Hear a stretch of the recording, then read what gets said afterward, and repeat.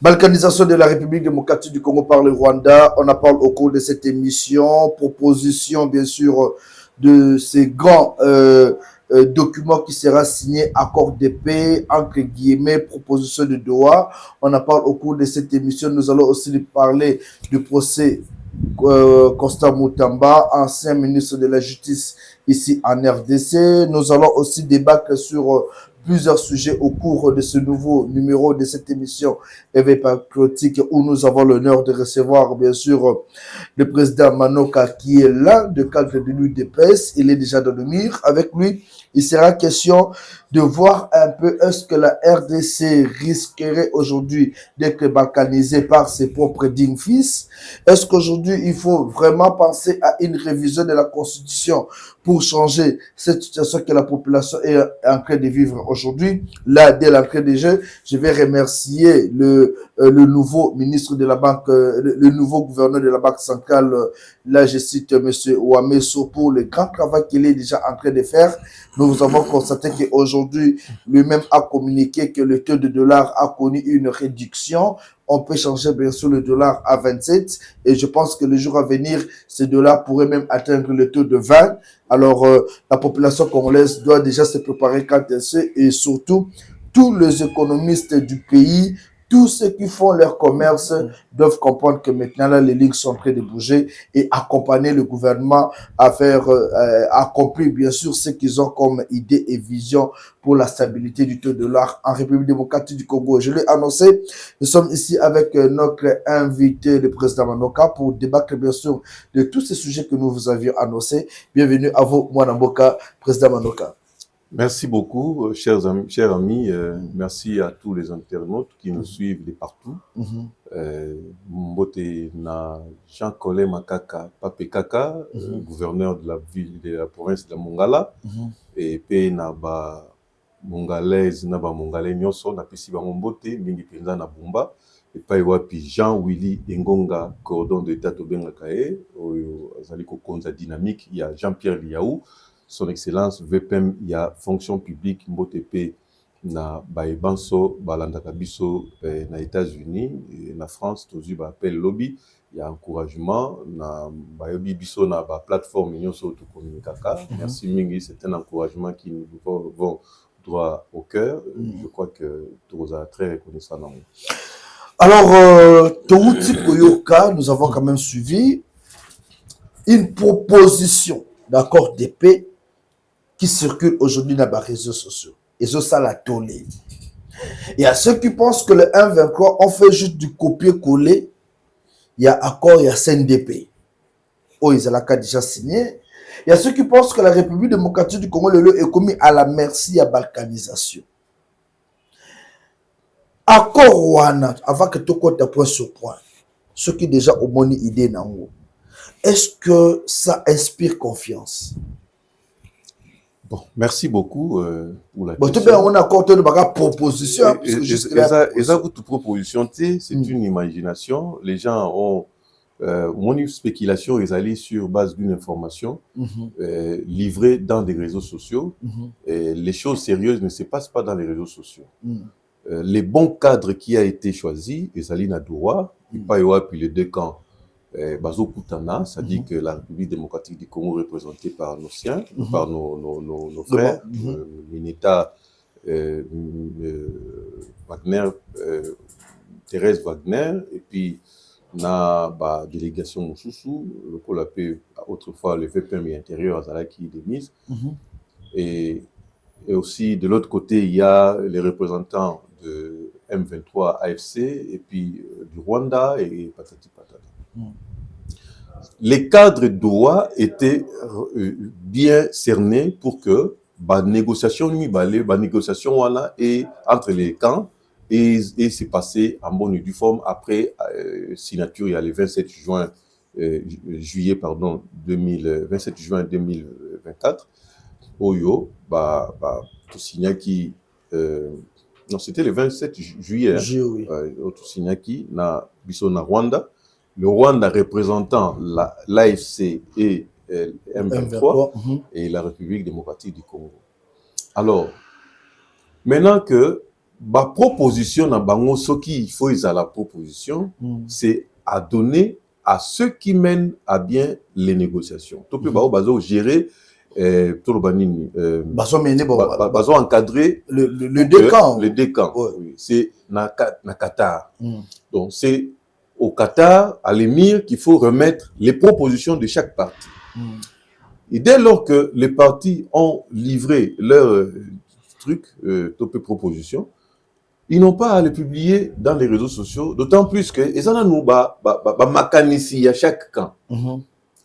Au moni sikoyo, l'adversaire azali kaka la système artillerie sur le terrain T, il y a Kouarachi Mabele sur le terrain T, mais aussi il y a au lobby yango likambo ya ko balkaniser. Maintenant ba nimba formaliser yango na mikanda, mais mingi penza balingi ba détourner attention ya peuple congolais. Na esprit ya ko stimi ya ko tomboki sabatu ya ko pesa batu makanisi ya non c'est que gouvernement qui négocie parce que quand il livre ça dans les réseaux sociaux c'est pour que ba réussir ko soulever population contre ba dirigeant na bango contre gouvernement légitime ya République démocratique du Congo na ndenge ya ko obtenir siko gain de cause ya ko présenter le quoi nazolo ba que ce sont encore des propositions, il y a un groupe. Mais ma proposition en gros, et quand ils ont un bon côté, c'est-à-dire, les réseaux sociaux, et quand même les gens vont discuter, ils discuter sur un vide, sur un fait qui n'existe pas encore. En fait, ce sont des imaginations, des pensées d'un groupe qui, au moins, ils sont devant le juge. Chaque parti a présenté, mais dans la feuille de route, na plaidoirie, c'est là où toutes les vérités, et c'est sur base de ces documents que le juge va fonder son jugement, son arrêt. Donc, on c'est ça, imagination, on va lancer dans les réseaux sociaux. Maintenant, là, l'hypothèse, ok, ceux qui ont tiennent les réseaux sociaux, ils allaient vrai, pas penser dans bango. Puisque c'est déjà attendu. Oui, déjà. Oui, c'est-à-dire que ceux qui sont vrais, on a zolo baké, ceux qui pas proposition dans bango, on a tiennent les réseaux sociaux, ils sont vrais. Alors, gouvernement, à vous attendre, parce que ils ont personne n'est derrière.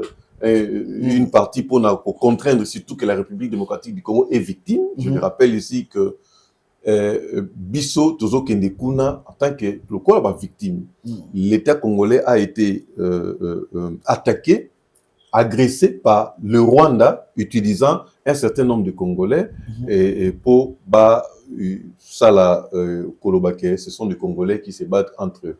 Donc l'objectif, il y a la balkanisation, il y a réussir à obtenir balkanisation.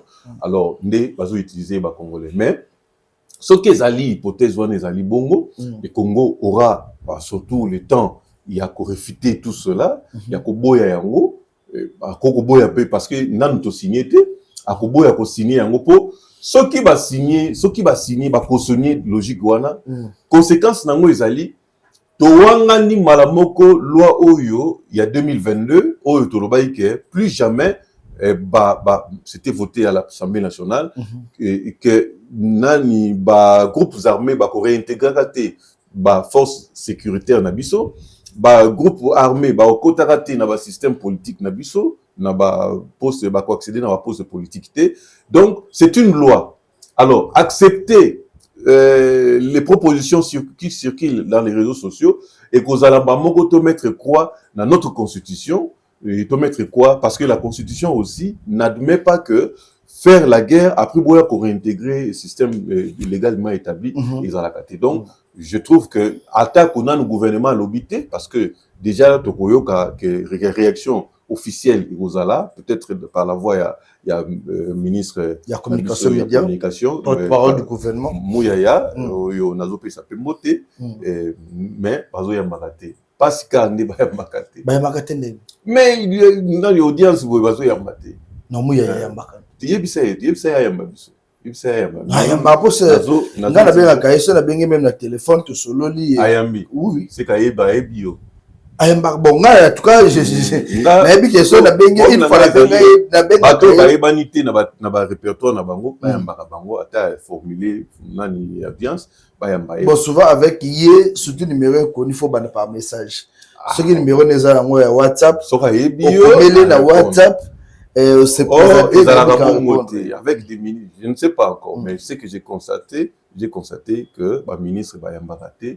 Ceux qui aux a numéro naé au faut bien facilement en tout cas n'a évité puisque je sais que je ne sais pas les accuser tous puisque sur la monnaie Jean-Pierre Bemba par exemple accuser bangote na Jean-Pierre Bemba son comélier à l'instant il répond bon en tout cas yo OK alors tu suis quand même le message voilà boka Patrick Muyaya ayambaka répondra pour ça pe na mama loba na tout ça là sikoyo soki ndenga salaka briefing na wana je suis sûr que yé a oumela raté à réagir mais le co dans les réseaux sociaux a personne confiance c'était réagir sur les vides c'est ça les rumeurs c'est pas bien c'est un homme sage nandi makaye pour na bongo mais aussi les ministres des affaires étrangères a réagir parce que c'est lui qui est au devant de la scène. Il a réagir par rapport à la briefing. J'ai toujours aimé cette scène-là au Bassalaka. Oui, puisque information il y a quelques minutes, on nous a dit que jusque-là, le blocage est au niveau, il y a proposition, M23 Bassali, la RDC n'est pas d'accord avec ça. Et Doha, Azolingasko a lancé une négociation pour dans les deux parties, vu que la partie congolaise s'est déplacée à Guité. Mais parti il y a M23 Bazaka Kawana Magiwa proportion na bakwa se divise. Alors là où le Congolais bazo comme thème passe. Il y a place au bazo le baké tocha administration moko boye spéciale. Na Nord Kivu, na Sud Kivu et puis tocha ba unité moko ya sika. Ozali police nationale RDC est à 50% et puis M23 bazana unité na bango. Est-ce que M23 azana armée au bako sangana armée na biso pour na ba diriger nord na sud Kivu ou bien zaka armée rwandaise ndeko yana armée na biso? Bon, ce qui est clair, le Conseil de sécurité des Nations Unies est désignant groupe il y a AFC M23 et Ali désigné par l'administration des États-Unis comme groupe terroriste. Alors, ce qui te dit que terroriste c'est basé sur biso notre négocier déjà avec les terroristes on ne négocie pas. Aucune des forces. D'ailleurs, Donald Trump, président américain, l'a rappelé hier à un groupe de présidents européens que la classe mais logique wana et fundi sinde bango. Ce sont des gens il y a songi et baza batumoko baza ça dit que Trump a zongi bango na place na bango. Soko lingi komi pesa kiloté ba opeso kiloté.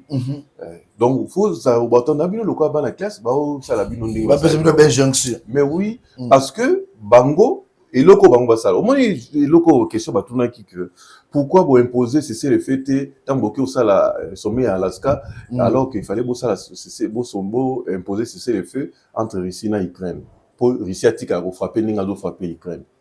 Maintenant Donald Trump a zongi ici bango sur le dossier Congo. Alors dit que pour na nini bino bosala ki ya ngote na Congo oyo agresseur na depuis 30 ans. La guerre na Ukraine et ça lui même pas 5 ans. Mais bino 30 ans alors que Congo a victime bazo boma na machette bazo massacrer bino bosalaki et cesser les feux wana. Bon, je pensais que la signature il y a accord il y a juillet et Congo a la possible que ba faire observer les cesser les feux en question. Mais ce n'est pas arrivé parce que vous êtes derrière les Rwandais. Siko ayebi bango. Maintenant, c'était bouche bée, car les courageux Macron, mais finalement, au moins, donc, c'est humiliant, ce qui vient au président, dans un espace européen, maintenant, bozo agit, le coup là-bas, amitié, et peut-être bas l'amitié pour lutter, mais le quoi, terroriste, parce que soutenir un terroriste, c'est aussi faire, il y a terroriste. Donc, Donald Trump a zongi bango loko abara a rappelé qu'il y a un lobby que terroriste va négocier avec Haïti. Si le local bango ba osenga bongo ba biloko ba osenga wana et kolekate je vous ai cité moko ya mamibe kona biso awa ezaki gouvernement congolais parlement congolais siégé ndé ezui résolution wana ba kondimakate que groupe moko armé et ya kosangana armée nationale légitime et ya kosangana na armée moko bo hybride et ko cohabitation moko et ko sala makate bon wana siko tango to lobana accord ya Washington est-ce que le que rétablissement même dans le Conseil de sécurité résolution 2773 bazo ba que il faut qu'on réhabiliter et qu'on faire respecter l'autorité de l'État. L'autorité de l'État vous a réhabilité n'engini soki tozui armée moko outil libanda topé outil na rébellion ba yeko sangana armée la biso voilà l'autorité de l'État non et vous a atteint soki nomination ya ba niveau politique ya kuna na deux provinces wana ezali proposition ya ba rebelle to ba terroriste et autorité de l'État vous a imposé donc il faut mettre croix attaque aux réseaux sociaux ils ont beaucoup plus alimenté mais il faut mettre croix dans donc ils ont d'autres ya baba. Le seul c'est comment rétablir l'autorité de l'État. Il y a une grande question. Puisque c'est le peuple lorsque Mobutu azalaki na réalité à guerre ya Chaba, alors que même s'il faut pactiser avec les diables, nous le ferons pour arriver à la paix. Maintenant que le Congo a pactisé avec, c'est lui que eux et n'a pas soutien à Bango, les diables, parce que Trump est représenté aujourd'hui comme les diables. Donald Trump va négocier, va s'allier avec, en accord avec Poutine pour couper lien de coordination entre Russie et quelques pays Oyo et Bazar s'entêter parce qu'il y a tout ça là. Maintenant, au Congo, que lorsque le schéma est balisé, d'ailleurs bientôt, je crois qu'il y a ceux qui c'est à son président chinois, mais les Américains avec la Chine, bazaranamo en façon de collaboration par rapport à la Russie. Donc, Makamo et Tikali Maka Césarine à Russie, le coup là, accord ils ont mis, Basi Bakutani, sûrement accord de principe, ça l'a mis déjà. Bako, parce qu'ils n'ont pas voulu révéler ce qu'a été Maxo na Bango Nanan. Kakapo na Basongi Songi Bayokate. Moni ba révéla qui a mo Bayokate. Sikoyo, Bako Salara que RDC à Kozala. Na allié makasi lokola États-Unis na Russie pour na ko bouter au comment on a pété surtout makamwa négocier là dans quelques jours ici parce que le président devra s'envoler pour les États-Unis finaliser ces accords là. Donc vous rassurez la population base à la Kimia que dans quelques jours il y aura une solution quant à ce les Congolais de partout où ils sont base à la penda na Kimia bah comment on a loco la scène parce que quand vous regardez un film la fiction, vous voyez déjà que l'acteur Oyo, ata bazo beta, ata ba traité donc notre sort est déjà scellé. Et, en fait, notre victoire est déjà confirmée parce que le Seigneur, quand il avait eu à décider sur le sort congolais, il faut il faut makambu ya Congo c'est Dieu. Alors Nzambe ndenga sali makambu na ye ata ba dépouiller lokola Job. Lokola Congo eza dépouiller bazo salango o bazo salango ata ba dépouiller ata to kufisi combien lokola Job. En dernier ressort, Dieu se lèvera à Kolbake. Moutaro gagner ezaka Congo. Voilà. Donc c'est au bazo se prétendre kuna koza nani tout ça bazo l'exatan parce que Dieu a déjà choisi son camp. Quand naye ezali quand ya ba gagnant lokola Donald Trump na Félix Antoine Tshisekedi Tshilombo la guerre et la victoire est au Congo. Voilà, je pense que Wanatoza Muteme Kitimwanda Mokoga quand même que vous nous rassurez, Makambo Ezarebe et à toute la population aussi soyez vraiment calme. Makambo 1:23 et à gagner dans le Baka les Égyptiens que vous voyez ici vous les reverrez plus jamais comme le dit la Bible. Alors Tobetamo le solo Moké et la justice Yambo Cannabis au Congo. Depuis un certain moment tout le monde disait que la justice congolaise est malade. Félix Tshisekedi Albaki a sa solution à la justice a nommé Constant Mutamba. Constant Mutamba que les autres disent bah piégé basal boy le procès des années kosama dans quelques jours bazokata makambo na ye donc déjà ministère public a 10 ans. Comment est-ce que vous avez analysé ce procès? Bon, j'ai compris que c'est Moutama qui n'était pas prudent. Ah bon? Moutama n'était pas prudent. Comment ça? C'est un Congolais, un nationaliste, Tolinake Makas. Mais, à sa prudente, d'abord, n'a pas propos. Il ne devrait pas s'étaler na ba média ndinga zali ko sala wana et batumsu ba esenga ke non moni atitido yo amelaki mo eloko atitido ninga sala o amelaki mo eloko il y a na batitu musu mutu mezaki amelaki oui devant na batunaye na ba biloko mo za ko sala chaque lundi je crois na ministère na e ba bi ke non moni atitido oyo amelaki mo eloko moni atitido oyo azaki normal donc siko ba propos azali ko loba wana bato almoni wabi soki ezali ya solo kamelaki eloko voilà pourquoi il faut le baboué pour ezalaki un peu déplacé. Je dis que un ministre du gouvernement un ministre d'État a kokiko salaka ba sortie médiatique ya ba gens au Moutamba ko salate ça je l'avais dit na ba média mususupe dit que il était allé trop loin. Mais aller défier les corps judiciaires na média ils ont rappelé malamuté en tant qu'un homme d'État Okoyiko Lobayango Bongote.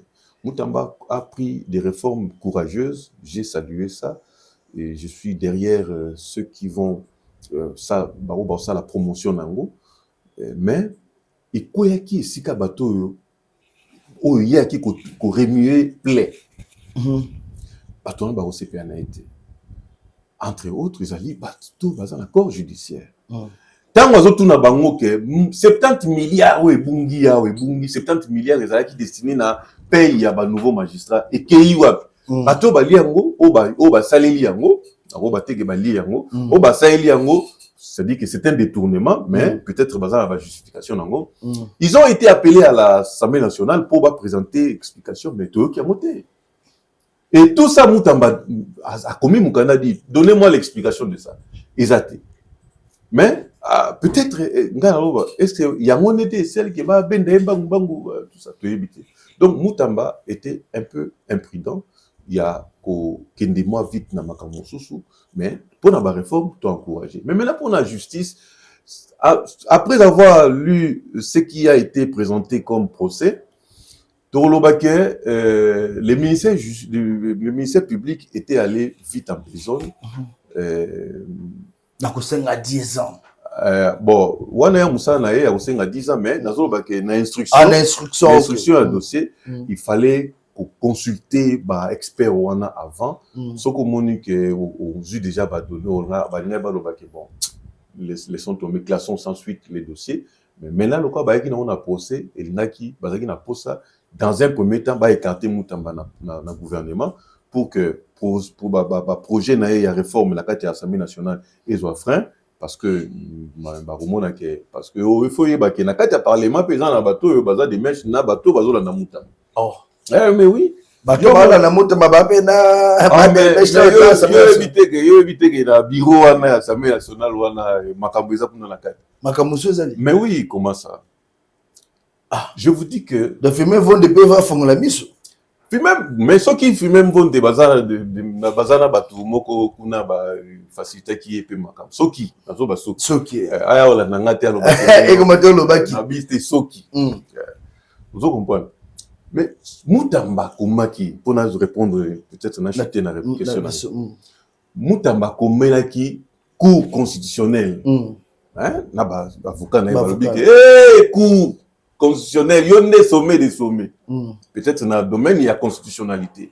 Talandenge, ba misanga, ba bendinga la justice, mais bato sa quitté mobeko oyo. Yo, total la kamakambotali constitutionnalité. Tala procédure bazwa ki boye tout ça. Mais on dit que règlement intérieur, il y a l'Assemblée nationale et ça l'a approuvé dans la cour constitutionnelle. Mais ce qui règlement intérieur ils a violé, il faut aller dans la cour. C'est ça. Maintenant Moutamba s'étant vu victime a aucun cas c'est la cour ndenge basala kiwana. Maintenant que cour ata basengi 10 ans dans le ministère public. Ata kati makambuana. Mais ce qui cour constitutionnel Peu, j'ai paru que cour constitutionnel a okatango inventé ce qui n'a nous bakati à cour à cassation. De manière à ce que ce cour à cassation à kati ceux qui courant arrêt ils ont en faveur ya Mutamba toutes les décisions tout caduc. Mais parce que déjà Mutamba peut encore espérer. Mais oui, Mutamba au regard il y a batemo baya qui n'a expert par mon que ministère de justice soit condamné c'est que moi qui monte ma base c'est-à-dire que par exemple moi les kundu contre mais ce qui peut basali ya bongo nous avons la cour constitutionnelle oyo et ko répondre peu na requête ya Mutamba que a relevé qui ba point que non tala na l'Assemblée nationale tant ba vota qui a main levée alors qu'ils a na kawana il faut basala la bulletin secret. Pourquoi ceux qui les ont dans le ceux qui Assemblée nationale basé daki filmer un vent d'été pour ni bakenaki mbamoko te ba observer strictement ce qui est éthique. Bakena ngombang. Non seulement mbang mais bakena on a vote à main levée alors qu'il fallait vote à main et vote secret. Selon ba indiscrétion. Selon l'information de tout ça nango, il paraît que n'a confirmé tambi il paraît. Il y aurait à avoir moi corruption. Yango balobaki ke pona Moutunio, ceux à te quoi qui n'est que voté en n'enga obatama ateno te tombola maboko puisque déjà na ebisio mot de passe moi pesa ma qui faut ka ça mutabako soki nazana mbona nga na lingi na accuser mbona nga po ba nyoso bandima na olobate azana rage pour so na bi azana rage ba nyoso ba écarté corruption on a na mona kiango yo so moni ba sali enquête moko po ba démanteler réseau ya corruption ezaki à Libye pour faire asseoir idée na bango ya faire voter batou na main levée. C'est dit quoi? Parce que bazambi déjà makambo na mulili. Maintenant là, yo soko to sai na vote secret et ko banate na votaki pour na votaki pour il faut bosser la main levée pour to ba que consigne pesa mi bino bo voter na main levée pour toujours faire couler un moto un innocent. C'était un peu ça. Mais au moins la corruption ils allaient quitter. Ceux corruption ils allaient qui mais fallait pas miser la vie sur raison ba ça la corruption ba ça la quitter. Donc les faut fouillant ya batumabe oyo balinga ko ridiculiser République par la voie ya condamnation ya Constant Mutamba dit fils du pays oyo a bravoure na ye na lolengi na ya ko sala amoni si ke azana amour ya pays amour ya peuple amour ya président oyo nzamba tindi po a sauver Congo na temps oyo tozana ngo conformément à la temps où Moïse na Bible oyo bazaki na Israël na Égypte na Boumbu il fallait ba bimisa bango na terre promise finalement oyebi histoire ndengeza. Alors comment est-ce que ce monde a avenir politique à Constant Mutamba? Est-ce qu'il peut encore ressurgir? Est-ce qu'il peut continuer lutte na ndenge batutu babane ko lingela ou bien peut-être que Constant Mutamba pourrait être effacé la vie politique? Tout naturellement, il va d'ailleurs basali yende et beaucoup vous a surpris que Mutamba peut vous surprendre. À quoi vous m'appelez Premier ministre? Mutamba peut aussi devenir parce que ça on a oui à en opposition en opposition dialogue mais oui à en opposition à quoi vous m'appelez Premier ministre à quoi vous m'appelez parce que Fayou le père Azana mais Mutamba peut bien jouer ce rôle là au regard il y a rigueur à imposer qui à quoi il ça mais nazolo bake kotala scène ndenge ba présenter wana Mutamba komata sou makasi akomata makasi ba détracteur na ye soki ba bazali parce que toye ba bango bien soki procès wana ba condamné ba détracteur na ye ba ko yoka tellement soni pe nous assure ba ko bata ma mingi pe ba ko senga ye pardon. Voilà. Voilà, toujours qu'il est déjà dans souka ya émission de biso mokola lelo mais le côté neto lukakoyeba. Comment est-ce que vous voyez l'avenir de la RDC dans makambo ni sozoleka? Est-ce que Félix Tshisekedi a réussir à délivrer Mboka na makambo nyonso et puis une seconde question besu question zali idée ya révision to changement constant azaki nango babinanga sako isi yango nanga longiye idée za longiye Tshisekedi esili confusion changement wana tobosa donc nanga ne muta dirigera maele ya tata mokonzi non idée ya changement ya constitution ezalaki idée ya peuple congolais. Il y a qu'à Félix Tshisekedi. Non, Félix a imposé le konini aza moumou ya peuple. Babi ya le baké moi qui peut m'empêcher, moi, garant. Mais en tant que citoyen, congolais, et encore que garant du bon fonctionnement des institutions de l'État. Toutes les institutions sont représentation, il y a peuple. Alors, peuple a décidé, peuple a lobby que non, il faut tout ça là. Vous dit que une question tout M23 mais c'est consacré dans l'article 217. Bango bazingaki article 217 année côté dans la constitution pour donc disposition en article 217 et ça la repris dans la constitution pour réaliser au le senga lelo sikolo. Moni mais ce qui tout ça va congolais à solo. Est-ce que tu ondima que toute cette disposition là o ekopé sa biso o bi que kuna bazolo ba nini que ba organisation internationale pour na kimia na biso toko kopesa bango moi une partie à souveraineté yokani ba bombi secret na souveraineté to pesa bango pour souvent na kimia mais nana ebisio que au nom ya souveraineté biso kala Congo na ba constitution nyonso tanga constitution nyonso tu ya bamboka o nyonso komona ngo ezati siko si veut souveraineté na biso ngo il faut ka biso Congo ne to pesa pas ba organisation internationale mais Rwanda nde azoya au nom ya ba organisation internationale pour to pesa et bango pe bazo ba quitter pour pesa bango kaka pour pesa bango comme et ça discuter ce qu'ils allaient pas vrai dans les réseaux sociaux donc ils allaient et logo moko ya nazolo ba que Tshisekedi azana mission ya pour sauver Congo. Je vous dis que nzambe nde apesi makoki ya kusala mission naloba pona ni les États-Unis na fin ya 19e siècle basombi Alaska et pas Baris. Basombi Alaska et pas Baris. Voilà pourquoi Donald Trump le col Amérique a base na Alaska ba ke ko sala accord ko kuta na bango wana sommet wana na Alaska. Parce que il faut bazo image il y a masolo bazo Alaska wana ils allaient riche en or, na gaz, na ba minerais belé parmi ba minerais ezapuna ezapena République démocratique du Congo. Yor ici Hollanda République démocratique du Congo pour la matière première telle. Ngana opesa yo bakokio exploiter par côté mususu. Je vous dis que ce qui a été dit dans Alaska et bomba meli ba président européen. Hein? Biso tozio na molimo parce que biso doza connecté na molimo. Au bank sabat. Mais ba ke biso connecté na molimo. Parce que tu sais que c'était loin de Dieu, akutani na moko mususu ya loin de Dieu Donald Trump. OK. Siko balosa la masolo wana Donald Trump a vu révélation nzambe nde ABC attends peut-être na ba histoire ya mboka na bango ayoki ke Alain Arthur moko boye Chester o azalaka président avant na 14e 17e siècle au 18e même 19e siècle asalaka makambo o Donald Trump asalaka ba réforme moko ya modèle o maintenant là ba komona ke non il faut, Donald Trump a monique, il faut, Nasala, le Congo ndeko Nasala qui pour mokile zo kimia, Congo zo kimia. Or, le Congo aussi a été cédé aux Américains, tel à la 19e siècle là, moi. OK. Au moni, car à la 19e siècle, tant Léopold II a l'ennemi à coquille de sous-souté a cédé pas à Américains, a sali mes bases pour relever l'administration en Congo. Et les États-Unis étaient intéressés par la caoutchouc à Congo. Si quoi historique wana eza moi détail moi na pesa o mula exacté pour l'instant mais et ça li que ba lié wana nyoso et sangisi que ba kutana na Poutine pour ba ça là yoza l'intérêt koto yonga na za l'intérêt koto. Toi tu peux me laisser ici yozo koto. Yo parce que Alaska est tout proche na ici. OK. Et ça moi nani muké na ici ba et car distance c'est muké. Et nous quoi biso na Brazzaville. Ici peut biso na Brazzaville oui presque mais bango 4 km. Ça dit que Russie peut profiter facilement koto kuna.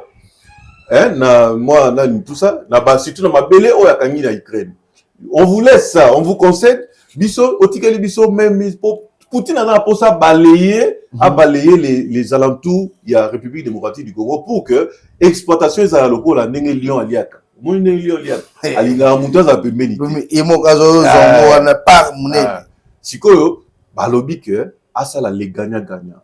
Partenariat gagnant-gagnant entre la République démocratique du Congo et les États-Unis, yoso ezali pour la première fois depuis Congo eza Congo.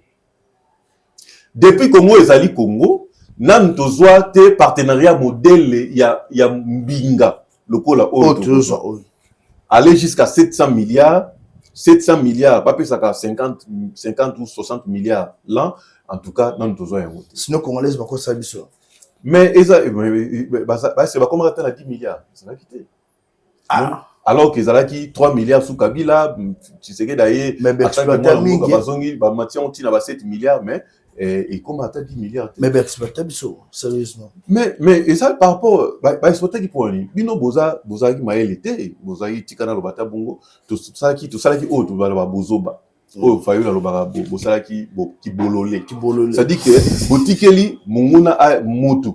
Partenaire na bino a exploité bino bokangi miso bo sepelika na mongo ati bino na poche bo bandi ko somba banda ku bandi ko négocier la vivre na poto alors que nzela bo lokaki et salité et puis les salité tout ça botika tseke da sala mboko monté na moi 6 ans 7 ans ba 6 grandes universités ba nzela ya minene rokade ngwana amoutage toujours les aussi là mboka na biso ko ba réforme kitoko j'ai beaucoup aimé que j'ai beaucoup aimé, c'est sous Félix Tshisekedi qu'on peut voir que l'Iloba Oba commande à Acte chapitre 24, verset 3 et Kokisami. Et l'Ilobani. Donc, c'est ça que Paul Azosa Malobi, excellent Félix. C'est sous votre règne que les Congo, enfin, Mokili, et Zui, réforme, il y a solo, il y a Malonga, il y a Kimia. Okay. Donc, Tokoi Kolobake, c'est sous Félix. Il y a aux autres ceux qui vraiment Félix a Okokamon Nabi, oui, à Okokamon parce que il est le seul, Oyo, na Kombo Naye, na Acte chapitre 24, verset 3, Oyo, curieusement, Koka ina code Yambo Kanabiso. Curieusement. C'est aussi 24 plus 3, on a au Sangi, au long de la virgule, et ça, il m'a mon code ya Congo. Nebe sans Obake, Nzambe Loka Peseki mission, à Kokokayango pour. Ezali yende akokisi na verset wana na kombo pe ekutani na mboka moko ezali na kombo président Félix. To comme na suka émission na biso mais tozo chuter na yo na question au moko kaka. Est-ce que ce qui dialogue ekozala 2026 ou 2027 voire même 2028? Tu sais que aozala d'accord ya ko dialoguer na Joseph Kabila Kabange puis Corneille Nanga et sa bande Joseph Kabila baza considéré comme terroriste. C'est-à-dire baza exclu. Baza exclu. Mais baza pas namboka. D'ailleurs baza va condamné à mort. Oh. Oui que baza va condamné. C'est qu'on est condamné à mort ya na négoto, ba condamna ka ina nuté azaki na boloko. Ba benga ki ka kapo ya ko région de Natabero. Mais oyo baza va condamné à mort. Cardinal Mbonga lobi dialogue sans Kabila, sans Moïse Katumbi, sans Nanga et ko simbaka te puisque bangonde basimbi opposition. Soki tata ya Ambongo azalaki soki nazoba que à l'hypothèse où à se reconnaître que congolais et père et de mère bande kunae bazape ba congolais ba keiko envahi mboka na bango kuna loka ba envahi na nord na sud Kivu. Ambongo dirait ce qu'il dit aujourd'hui. Je ne pense pas.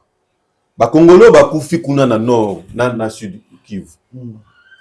Bako supporter comme on a que bon ça va le quoi maman qui n'a pas bomaki le quoi noko n'a pas na mwana kasi ba bomaki bango tout de suite on va na dialogue pour to batango to za na ba ba diriger la biso ba za ba gouverner la biso ba tout ça en bon on dirait ça je ne pense pas mon et loko be ça la bango eza o ba pesi bango misolo ba pesi bango ba ma avantage ba pesi bango ya kiango bango ya ndenge ni mbongo national ba bi bango ba lia kambonga ba tuté mais c'est là où c'est ka ba bazo mona ki baza ba mensonger ya moi.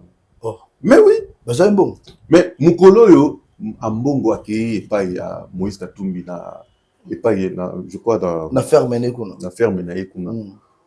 Au moins qui enveloppe ba pesa kete. C'est ça qui enveloppe ba papier à Mikanda. Au moins akiro benir ye ba pesa enveloppe. C'est ça qui a Mikanda? Je pense pas.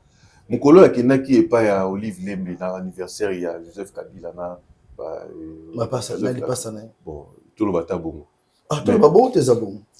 Bon, tout le bata ndingwa. Pour awa batu mususu bazolo bakete ba li pasa te. Batu mususu ba bité bazama passe. Pour omoni date ya bango ya kobota.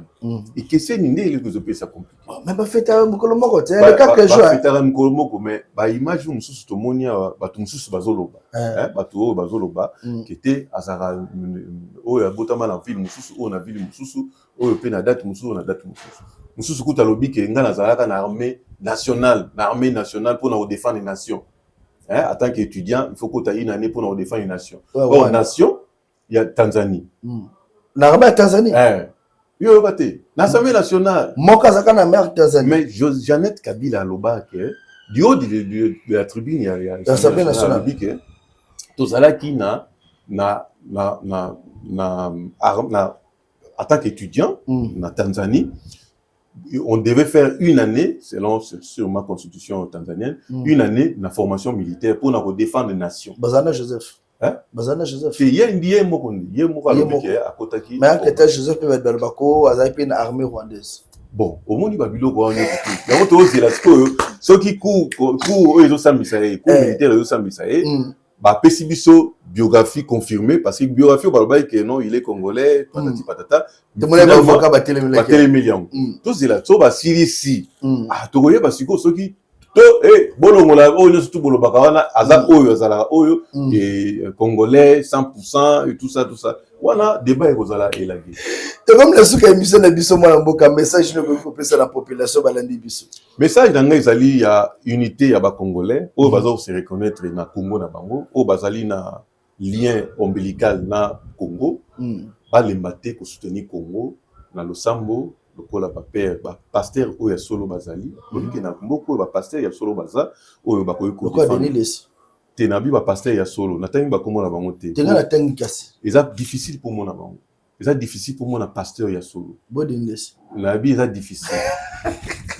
C'est que pour devenir c'est wana bon attaque à tout belaka mais aibisaka bino ke akosaka ba pasteur nyonso basangana ba kosi pour misa connaît nanga comme pasteur pour ezaka lukuta omoni ya on bakosaka nation bakosi biso nyonso na président de la république bakosi bango pour ba signer nanga za la président ya CENI donc ya on azoba c'est difficile pour moi na pasteur ya solo baza soudé na Losambo na nyonso Tosunga RDC et Kenel Bousso.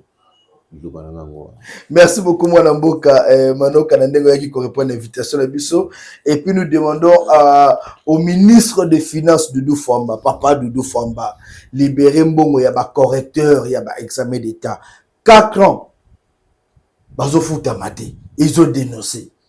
Donc, les autres monde qui bango ba kiti na terrain ba tumbi bazo dénoncer libérer mbongo ba futa ma ça fait quand même la honte ba examiner les autres salema ba bazo zo ba diplôme tout le monde ba changer système na ministre Raissa changer système mais ba correcteur wana ba futa ça fait 4 ans et ils ont dénoncé cela je suis sûr je crois que ministre a reporté au que madame Raissa a parmi ma première premier ministre ba premier tobani ba maman oya yambo bazui était niwana ya assemblée ya enseignement oyo bazali ko sala fierté ba futi ba mbongo ya ba inspecteur oyo ba liaka yango des années voilà. Je suis sûr que ba on a pe ba ozambano là. Voilà, merci beaucoup to comme na souka émission la biso botika malamu bo continuer ko landa Congo Live pour plus d'actualité. Merci.